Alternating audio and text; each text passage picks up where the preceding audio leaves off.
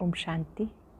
आज 22 मई 2022 के अव्यक्त महावाक्य हैं जिनकी ओरिजिनल डेट है 13 फरवरी 1991। आज की मुरली शिव जयंती पर बाप दादा के उचारे हुए महावाक्य हैं। बाबा सभी अपने पद्मा पदम भाग्यवान बच्चों को देख रहे हैं कि ये बच्चे हीरे तुल्य जयंती मनाने के लिए आए हैं। ये बाप और बच्चों का दोनों का ही बर्थडे है। जब बाबा आते हैं तो शिव बाबा का भी अवतरण दिवस, ब्रह्मा भी परिवर्तित आत्मा और बच्चों का भी ये अलौकिक जन्मदिन है। इस बर्थडे पर बाप दादा बच्चों को एक संकल्प दिलाते हैं, पवित्रता का महान व्रत दिलाते हैं। तो ये महान व्रत लेने का दिव्य दिवस है, प्रतिज्ञा लेने का दिवस है, प्रत्यक्ष करने का दिवस है। बाप दादा को बच्चे अपनी तपस्या से प्रत्यक्ष कर सकते हैं। बाबा ने कहा कि इस शिव जयंती पर आप अपने अज्ञान के अंधकार को समाप्त करते हो, व्यर्थ के अंधकार से मुक्त हो जाते हो। तपस्या का अर्थ है एकाग्रता। तपस्या का अर्थ है अपनी कमी कमज़ोरियों को दृढ़ता से समाप्त करना। जो भी कमी कमज़ोरी है उसको आप तपस्या करके मिटाते हो। खास बात बाबा आज समझा रहे हैं कि कोई भी पेपर आता है आपके सामने तो उन बातों में विचलित नहीं हो जाना। कोई भी परीक्षाएं आए तो उनको पेपर समझ के पास करना। मुझे फुल पास होके दिखाना है। संकल्प नहीं चलाने ये बात क्यों आई, ऐसा क्यों हुआ, नो क्वेश्चन, बल्कि आपको पास होके दिखाना है, पास विद ऑनर बनना है। ड्रामा की कोई भी सीन चाहे वो प्यारी ही क्यों ना हो, आप उसमें न्यारे प्यारे रहो। जब आप न्यारे प्यारे की स्थिति में रहेंगे तो कहीं पर भी विचलित नहीं होंगे। व्यर्थ को समाप्त करने का ये दिवस है। ड्रामा में अगर कोई आपसे नाराज भी हो जाता है, उसमें भी कोई ना कोई राज भरा हुआ है। आप अच्छी स्थिति में रहेंगे तो परिस्थितियां भी धीरे धीरे बदलती जाएंगी। सुनते हैं बाबा के मधुर बोल, बाबा के शब्दों में। सब एकाग्र होकर अव्यक्त स्थिति में बैठेंगे। बाबा की एक एक बात को दिल में स्थान देंगे। मुख्य बातों को डायरी में नोट करेंगे, रिवाइज भी करेंगे और रियलाइज करेंगे। आज की मुरली का सार है विश्व परिवर्तन में तीव्रता लाने का साधन एकाग्रता की शक्ति एवं एक्रह स्थिति। विश्व परिवर्तन में तीव्रता लाने का साधन एकाग्रता की शक्ति एवं एक्रह स्थिति। आज दूरदेशी बाप अपने दूरदेशी और देशी बच्चों को मिलन मुबारक देने आए हैं। आप सब भी दूर देश से आए हो, बाप भी दूर देश से आए हैं। बच्चे बाप को मुबारक देने आए हैं, बाप बच्चों को पदम गुणा मुबारक देते हैं। मनाना अर्थात समान बनाना। दुनिया में सिर्फ मनाते हैं, लेकिन बाप मनाते अर्थात बनाते हैं। बाबा बच्चों को ऐसा बनाते हैं। सभी बच्चे चाहे साकार रूप में सम्मुख हो, चाहे आकार रूप में सम्मुख हैं, सब बच्चे विश्व के कोने कोने में बाप की हीरे तुल्य जयंती मना रहे हैं।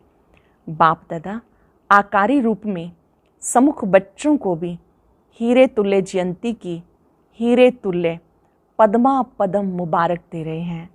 इस महान अवतरित होने की जयंती को आप सब बच्चे मनाते भी स्वयं हीरे तुल्य बन गए।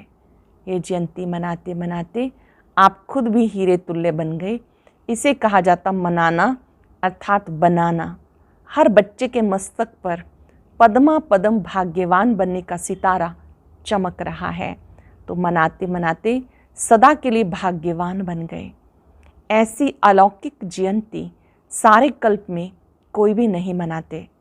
चाहे महान आत्माओं की जयंती मनाते, लेकिन वो महान आत्माएं मनाने वालों को महान बनाते नहीं हैं।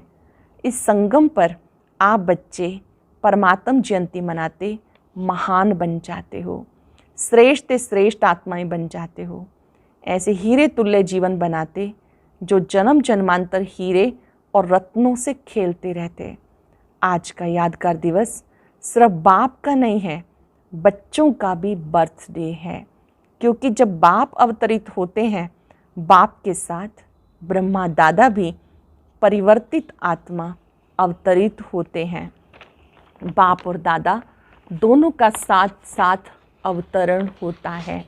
सिवाय ब्राह्मणों के बाप दादा स्थापना का यज्ञ रच नहीं सकते। इसलिए बाप दादा ब्राह्मण बच्चे साथ साथ अवतरित होते हैं। तो किसका जन्मदिन कहेंगे, आपका या बाप का? आपका भी है ना। तो आप बाप को मुबारक देते, बाप आपको मुबारक देते। शिव जयंती अर्थात परमात्म जयंती को महाशिवरात्रि क्यों कहते हैं? सिर्फ शिवरात्रि नहीं कहते, महाशिवरात्रि कहते हैं, क्योंकि इस अवतरित दिवस पर शिव बाप, ब्रह्मा दादा और ब्राह्मणों ने महान संकल्प का व्रत लिया कि विश्व को पवित्रता के व्रत से महान श्रेष्ठ बनाएंगे।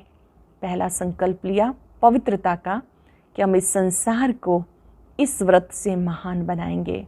विशेष आदि देव ब्रह्मा अपने निमित्त ब्राह्मण आदि बच्चों के साथ इस महान व्रत लेने के निमित्त बने।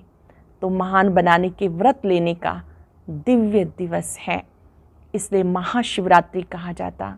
और आप ब्राह्मण बच्चों ने ये महान व्रत लिया, इसके यादगार स्वरूप में आज तक भी भक्त लोग व्रत रखते हैं। ये महान जयंती प्रतिज्ञा लेने की जयंती है।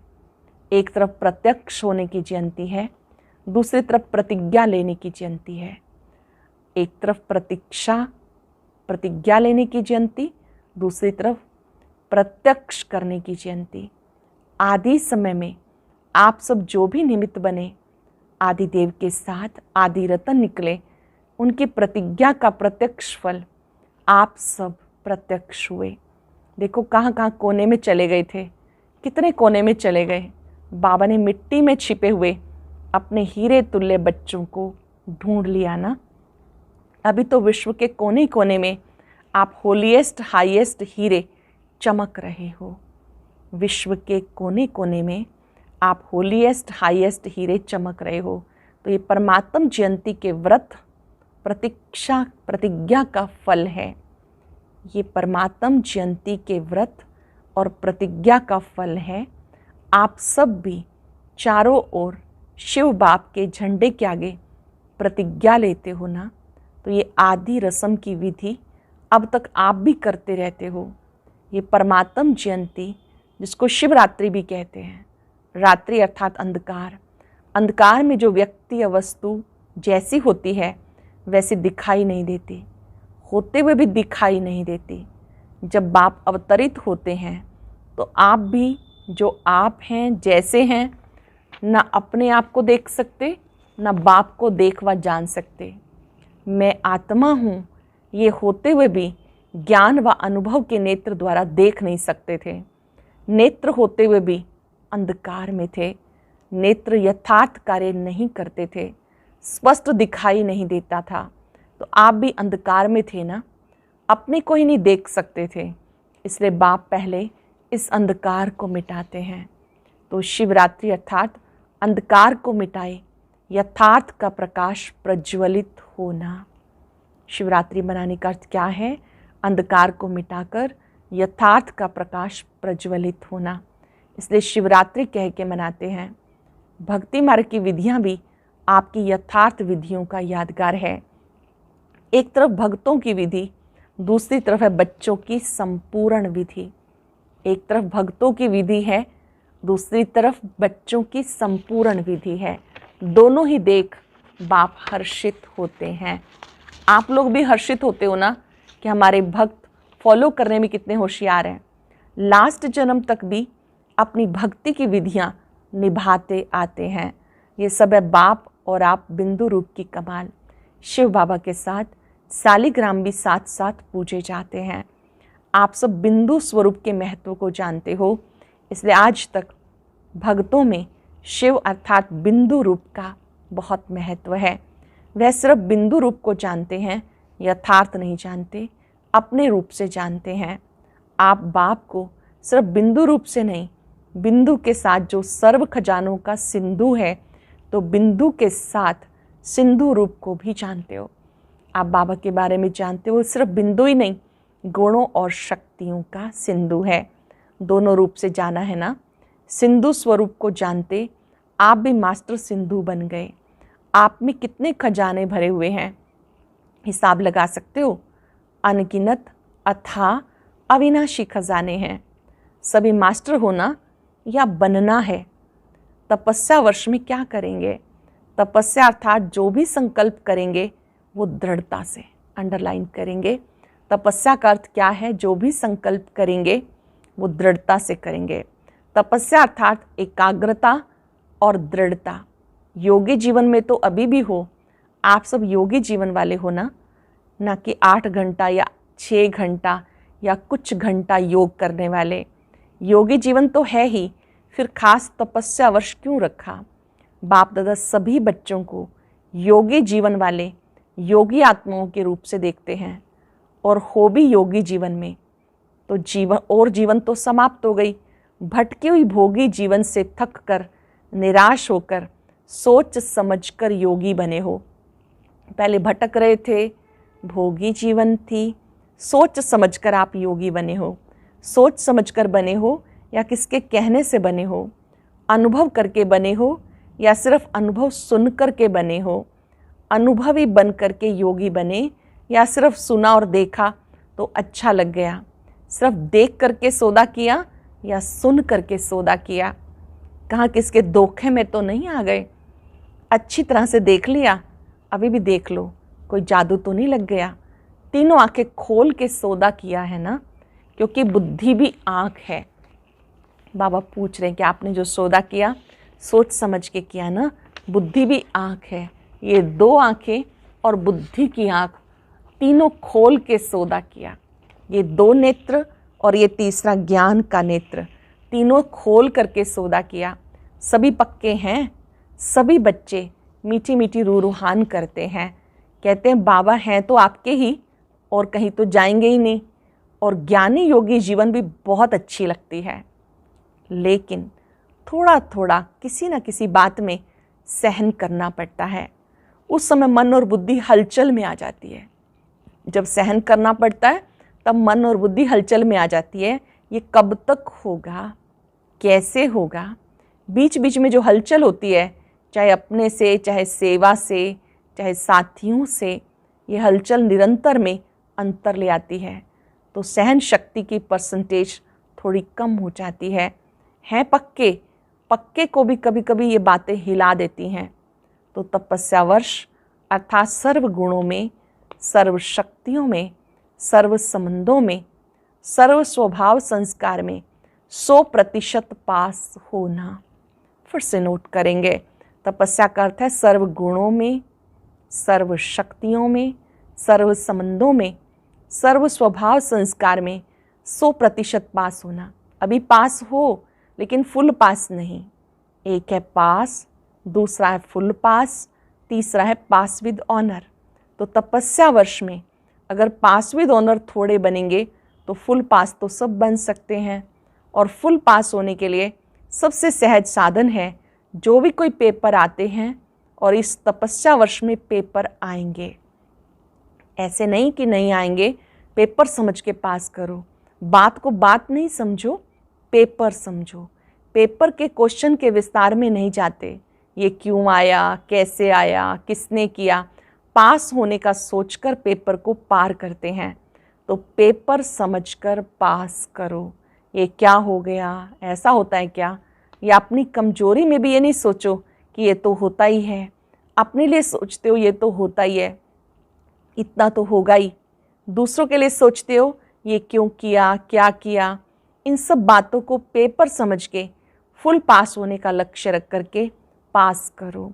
पास होना है, पास करना है, बाप के पास रहना है तो फुल पास हो जाएंगे। बाबा के पास रहेंगे तो फुल पास हो जाएंगे। समझा? अभी मेजॉरिटी रिजल्ट में देखा जाता कई बातों में अच्छी तरह से पास हो गए, सिर्फ अपने पुराने स्वभाव संस्कार जो कभी कभी नए जीवन में इमर्ज हो जाते हैं, अपने व दूसरों के स्वभाव संस्कार भी टक्कर खाते हैं। अपना कमज़ोर संस्कार दूसरे के संस्कार से टक्कर खाता है। ये कमजोरी अभी विशेष लक्ष्य को पहुंचने में विघ्न डालती है। फुल पास की बजाय पास मार्क्स दिला देती है। ना अपने स्वभाव संस्कार को संकल्प व कर्म में लाओ, ना दूसरे के स्वभाव संस्कार से टक्कर खाओ। अपने पुराने स्वभाव संस्कार को ना तो स्वयं टक्कर में आओ, ना ही दूसरे के स्वभाव से टक्कर खाओ। दोनों में सहन शक्ति, समाने की शक्ति की आवश्यकता है। कुछ हमारे पुराने संस्कार हैं, कुछ सामने वालों के हैं, तो उन दोनों को पार करने के लिए सहन शक्ति, समाने की शक्ति की आवश्यकता है। ये फुल पास के समीप लाने नहीं देती और यही कारण है जो कहीं अलबेलापन, कहीं आलस्य आ जाता है। तपस्या वर्ष में मन बुद्धि को एकाग्र करना, अर्थात एक ही संकल्प में रहना है, मुझे फुल पास होना ही है। एक ही संकल्प में रहना है, मुझे फुल पास होना ही है। अगर मन बुद्धि जरा भी विचलित हो तो दृढ़ता से फिर से उसको एकाग्र करो। करना ही है, होना ही है। ये सब जो भी कमजोरियां हैं उसको तपस्या के योग अग्नि में भस्म करो। जो भी कमजोरियां हैं तपस्या की अग्नि में भस्म करो। योग अग्नि प्रज्वलित हो गई, लगन की अग्नि में अभी भी रहते हो, क्योंकि कभी कभी अग्नि थोड़ी सी परसेंटेज में कम हो जाती है, बुझती नहीं है, कम होती है। तेज आग में जो भी चीज़ डालो या तो परिवर्तन होगी या भस्म होगी। परिवर्तन और भस्म करने दोनों में तेज आग चाहिए। योग अग्नि है, लगन की अग्नि भी जगी हुई है, लेकिन सदा ही तेज रहे, कभी तेज कभी कम नहीं। जैसे यहाँ स्थूल अग्नि में भी अगर कोई चीज़ अच्छी बनाना चाहते हो, टाइम पर बनाना चाहते हो, तो अग्नि को उसी रूप में रखेंगे जो चीज़ समय पर अच्छी रीति तैयार हो जाए। अगर बीच में आग बुझ जाए तो समय पर चीज़ तैयार हो सकेगी, भले तैयार होगी परंतु समय पर नहीं। तो आपकी योग अग्नि भी बीच बीच में ढीली हो जाती है। तो संपन्न बनेंगे लेकिन लास्ट में बनेंगे। लास्ट में संपन्न बनने वालों को फास्ट और फर्स्ट राज्य भाग्य लेने का अधिकार नहीं मिल सकता। आप सबका लक्ष्य फर्स्ट जन्म में राजभाग लेने का है या दूसरे तीसरे जन्म में आएंगे। फर्स्ट जन्म में आएंगे या दूसरे तीसरे में आएंगे। पहले जन्म में आना है ना, तपस्या वर्ष अर्थात फास्ट पुरुषार्थ कर फर्स्ट जन्म में फर्स्ट नंबर आत्माओं के साथ राज्य में आना। घर में साथ चलना है ना, फिर राज्य में भी ब्रह्मा बाप के साथ आना है। तो समझा तपस्या वर्ष क्यों रखा? एकाग्रता की शक्ति को बढ़ाओ। अभी भी ना चाहते भी व्यर्थ चल जाता है। व्यर्थ का तरफ कोई कोई समय शुद्ध श्रेष्ठ संकल्प से भारी हो जाता है। तपस्या अर्थात व्यर्थ संकल्प की समाप्ति। तपस्या के भिन्न भिन्न अर्थ नोट करेंगे, खुद को चेक करेंगे। तपस्या अर्थात व्यर्थ संकल्प की समाप्ति, क्योंकि ये समाप्ति ही संपूर्णता को लाएगी। समाप्ति के बिना संपूर्णता नहीं आएगी। तो आज के दिन से तपस्या वर्ष आरंभ कर रहे हो, उमंग उत्साह के लिए बाप दादा मुबारक देते हैं। चारों ही सब्जेक्ट में फुल पास होने की मार्क्स लेनी है। ऐसे नहीं समझना कि मेरी 3 सब्जेक्ट ठीक हैं, सिर्फ एक में कमी है। ज्ञान, योग, धारणा, सेवा, चारों ही सब्जेक्ट में फुल मार्क्स लेना। सिर्फ एक सब्जेक्ट में कमी है ऐसा नहीं सोचना। फुल पास हो जाएंगे नहीं, फिर भी पास के लिस्ट में आएंगे। फुल पास अर्थात चारों सब्जेक्ट में फुल मार्क्स हो। सदा हर आत्मा के प्रति कल्याण की भावना, चाहे वो आपकी स्थिति को हिलाने वाली भी हो, आपकी स्थिति को हिलाने की कोशिश करे, लेकिन अकल्याण करने वाले के ऊपर भी कल्याण की भावना, कल्याण की दृष्टि, कल्याण की वृत्ति, कल्याण में कृति। कल्याण की भावना, कल्याण की दृष्टि, कल्याण की वृत्ति, कल्याण में कृति, इसे कहते कल्याणकारी आत्मा। शिव का अर्थ भी कल्याणकारी है ना, तो शिव जयंती अर्थात कल्याणकारी भावना। कल्याण करने वाले के ऊपर कल्याण करना ये तो अज्ञानी भी करते हैं। किसी ने हमारे साथ अच्छा किया, हमने भी अच्छा किया। किसी ने हमारा कल्याण किया, हमने भी किया। ये तो दुनिया में भी करते हैं। अच्छे के साथ अच्छा चलना ये तो सब जानते हैं। लेकिन एक कल्याण की वृत्ति वाले को अपने कल्याण की वृत्ति से परिवर्तन करो या क्षमा करो। एक कल्याण की वृत्ति वाले को अपनी कल्याण की वृत्ति से परिवर्तन करो या क्षमा करो। परिवर्तन ना भी कर सकते, क्षमा तो कर सकते हो ना। मास्टर क्षमा के सागर तो हो ना। तो आपकी क्षमा उस आत्मा के लिए शिक्षा हो जाएगी। आजकल शिक्षा देने से कोई समझता, कोई नहीं समझता। ये करो तो ये शिक्षा हो जाएगी। क्षमा था शुभ भावना की दुआएं देना, सहयोग देना। शिक्षा देने का समय अभी चला गया। अभी स्नेह दो, सम्मान दो, क्षमा करो। शिक्षा देने का समय गया। अभी स्नेह दो, सम्मान दो, क्षमा करो। शुभ भावना रखो, शुभकामना रखो। यही शिक्षा की विधि है। वह विधि अब पुरानी हो गई तो नई विधि आती है ना। तपस्या वर्ष में इस नई विधि से सर्व को समीप लाओ। सुनाया था ना कि दाना कुछ तैयार हो भी गया लेकिन माला भी तैयार नहीं। दाने कुछ तैयार हो भी गए पर पूरी माला भी तैयार नहीं। धागा भी है, दाना भी है, लेकिन दाना दाने के समीप नहीं है, इसलिए माला तैयार नहीं। अपनी रीति से दाना तैयार है लेकिन संगठन में समीपता में तैयार नहीं। तो तपस्या वर्ष में बाप समान तो बनना ही है, लेकिन दाना दाने के समीप भी आना है। समझा? बाकी योगी थे, योगी हैं, सदा योगी जीवन में रहना है। योगी थे, योगी हैं, सदा योगी जीवन में रहना है।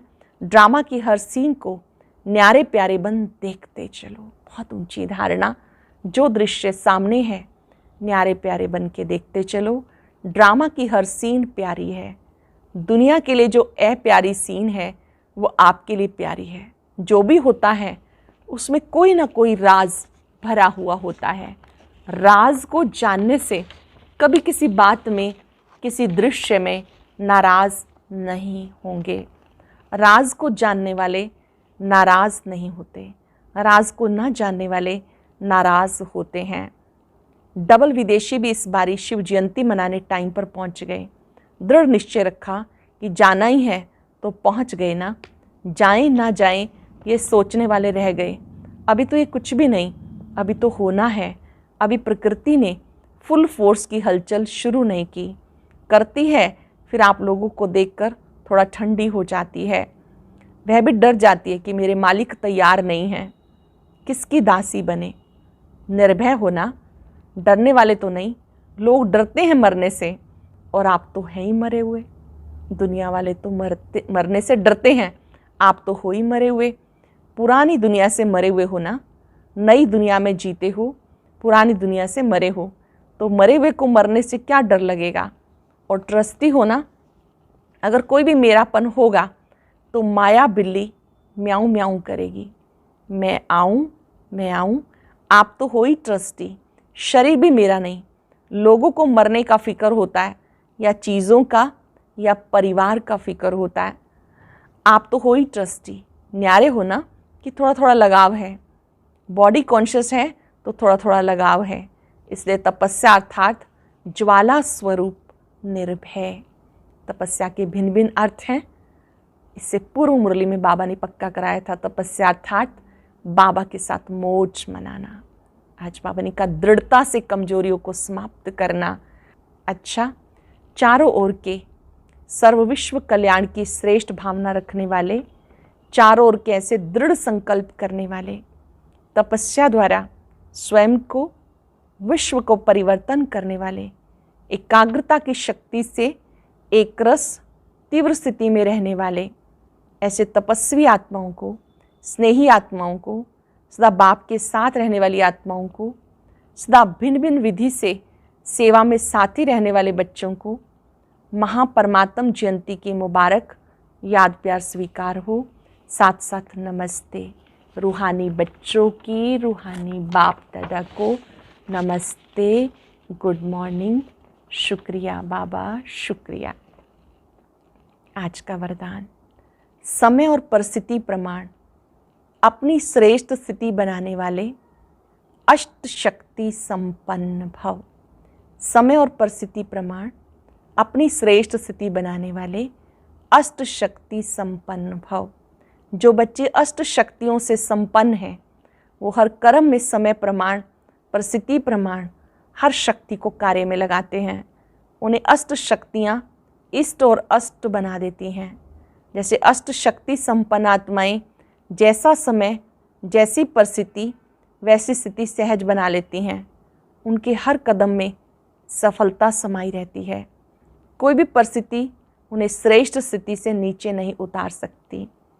ऐसी आत्माओं को कोई भी परिस्थिति उनकी स्थिति से नीचे नहीं उतार सकती, क्योंकि वो अष्ट शक्तियों से संपन्न हैं। स्लोगन है, जो कर्म हम करेंगे हमें देखकर और करेंगे। ये स्लोगन सदा स्मृति में रहे तो कर्म श्रेष्ठ हो जाएंगे। जो कर्म हम करेंगे हमें देखकर और करेंगे, ये स्लोगन स्मृति में रहे तो हर कर्म श्रेष्ठ हो जाएगा। आज चलते फिरते दृढ़ संकल्पधारी बनकर रहेंगे। दृढ़ संकल्प करेंगे, मुझे अपनी एकाग्रता को बढ़ाना है, एकरस स्थिति में रहना है। मैं तपस्वी आत्मा हूं।